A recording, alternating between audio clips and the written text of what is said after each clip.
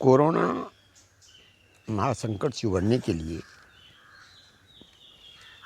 यज्ञ का आयोजन किया जा रहा है। यज्ञ से निवृत्ति भी होती है, लेकिन यज्ञ यज्ञ रूप में होना चाहिए।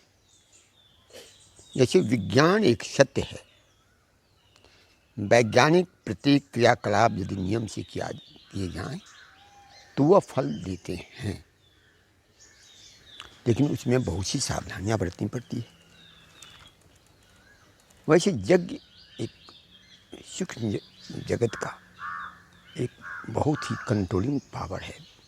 वेद की शक्तियां यज्ञ में निहित हैं, लेकिन इन यज्ञों का प्रभाव क्या हो रहा है ये भी देखना होगा, और क्यों हो रहा है। यज्ञ के लिए छांदोग्य उपनिषद में एक प्रकरण आया है।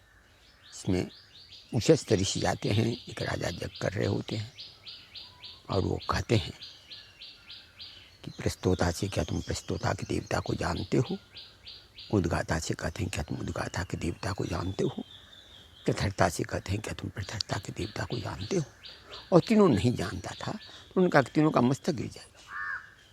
लेकिन अंत में राजा ने उन्हीं को तीनों का वर्णन किया और बोले नहीं, जब यही लोग करेगा या मेरे अधिष्ठान में होगा इसलिए ठीक होगा। और उन्होंने जब उन लोगों द्वारा पूछा गया प्रस्तोता के देवता कौन है, तो प्राण। उद्गाता के देवता कौन है, तो आदित्य। प्रथर्ता के देवता कौन है, तो अन्न। यानी प्राण, आदित्य और अन्न को जानने वाला ही यज्ञ करता हो सकता है। लेकिन आजकल जो यज्ञ हो रहा है उसमें मैं कल भी इस बात को कहा था, इन लोगों के यज्ञ का प्रभाव इसलिए नगण्य सा है क्योंकि ये लोग लाउड स्पीकर से प्रचार करते हैं, देवता को एम्पलीफायर लगा कर सुनाते हैं, जबकि देवता आंतरिक प्राणिक क्रिया से सुनता है, जो प्राण, आदित्य और अन्न को जानता है। अन्न माने खाने वाला अन्न नहीं है। ये लोग हरिद्वार एक बार देख चुका है, हरिद्वार एक बार देख चुका है कि यज्ञ हुआ और किसी को यज्ञ पर बैठा देने का परिणाम हरिद्वार भुगत चुका है। उसके बाद उन संस्था को पुनः हरिद्वार में यज्ञ करने का साहस नहीं हुआ, उस तरह का यज्ञ। तो इसलिए यज्ञ करें, यज्ञ करने से पहले जो ऋतु हों उसे उन्हें कम से कम 1 महीना पहले ब्रह्मचर्य का व्रत करावें। यज्ञ जो होता है उसमें लाउड स्पीकर का प्रयोग न करें, पूर्ण शुद्धता रखें, शांत बनाए रखें, क्योंकि शांत में देवता का आगमन होगा, कि आवाज़ में ध्वनि प्रदूषण नहीं होगा, और बहुत से नियम हैं उसका पालन करें। लेकिन सबसे बड़ा नियम जो है, जो प्रभावी नहीं हो सकता है, कि यज्ञ तो प्रायश्चित के लिए किया जाएगा। देव कुपित हैं, तो जिस कारण से देव कुपित हैं यदि उसका निराकरण न किया गया, जो कि बाह्य रूप से संभव है,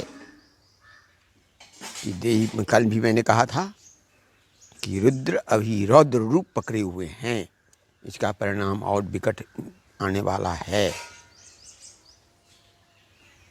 यदि ये लोग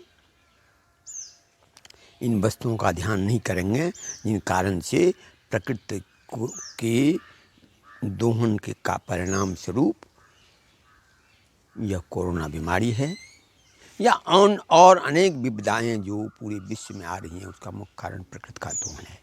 उदाहरण के लिए देख लीजिए, न्यूजीलैंड ने अपने नदी को नदी का दर्जा दिया, तो पूरे विश्व में न्यूजीलैंड ही सबसे पहले इसे कंट्रोल करने में सक्षम हुआ, क्योंकि वहाँ के देव, वहाँ की नदियाँ प्रसन्न थी।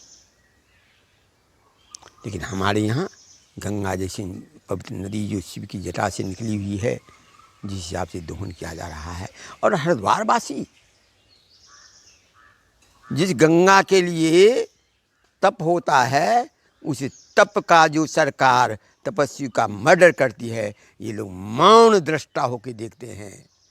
अभी सबको देवत्व याद आ रहा है, इसलिए कृपया चेत जाएं। मैं बार बार कह रहा हूँ, सत्य को सत्य रूप में देखें, धर्म को धर्म रूप में देखें, प्रकृति को प्रकृति रूप में देखें, प्रकृति की स्वच्छता को छोड़ दें, अपने अंदर शुद्धता रखें और शुद्धता को ये करके ही इसका परिमार्जन करें, तभी जाके इसका संभव है, अन्यथा सफलता मुश्किल है।